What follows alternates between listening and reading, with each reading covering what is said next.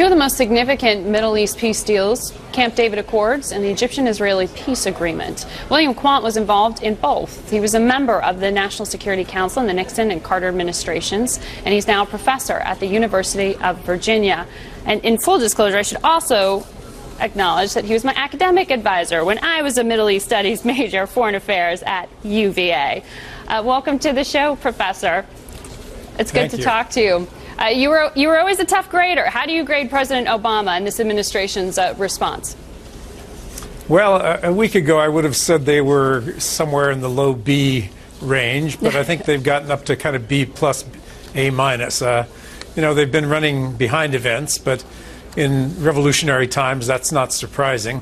And I think they've just about got it right. They seem to be pushing hard for a quick resolution of the crisis, working with the Egyptian military, which is an important institution with whom they have good contacts, and accepting the inevitability that President Mubarak's got to step down and do so quickly. So I think so far so good. They've ramped up the pressure in the last couple of days, but this is still the Egyptians' decision to make. We've probably done most of what we can to say we strongly support the peaceful outcome that leads to an opening toward democracy. Why do you think the U.S. was caught so flat-footed? I mean, it's all of a sudden become common knowledge that Egypt's second biggest recipient of foreign aid and ostensibly the key Arab ally in the Middle East for this country. How did we not pick up that there was this level of discontent?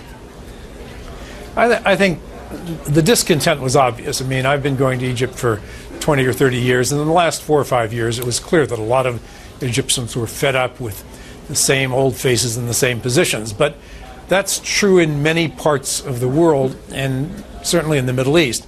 And it takes something to create the spark. And Tunisia caught us probably all by surprise. And Tunisia had an impact on the younger generation in Egypt that began to think maybe we can do it too. And there was a crucial moment when they realized that they had a lot of support in Egyptian society and that the military was remaining at least neutral, if not sympathetic to their demands. So those were all difficult to predict events. When they came together, they created a really explosive moment, and that's what we're seeing right now. But, I mean, Mubarak has been such a long-time ally of the United States for 30 years now. What was the succession plan that you know of in terms of what this country wanted to see happen after he stepped down? Well, one of the frustrating things about President Mubarak in recent years was that he really wouldn't tip his hand about what he was thinking about after he went. He was famously had said that I will stay in office until my last breath. Well, that wasn't, a very good plan. So the alternative seemed to be his son, who was not very popular, and it made Egyptians think that this was going to turn out to be a kind of dynastic succession, which they made fun of. They thought they didn't deserve to be treated that way. So there really was a kind of anticipated vacuum. Maybe he would run again, maybe it would be his son, but there was no real sense that anything would change for the better. And I think that's one of the frustrations that really began to sink in. We need some vision of where the country is going. Now, if Mubarak 6 months ago had said the kinds of things that he has said in the last 2 or 3 days, that he won't run, his son won't, he's open to constitutional reform, democratic elections, he might have been treated as a really admirable figure who helped prepare the way for a new era in Egypt. But he didn't do that. Aaron Miller was just on the show, and he said this is just the beginning. What's this the beginning of? I mean, can we really assume that Jordan, Yemen, countries in the region are at risk right now of uprisings?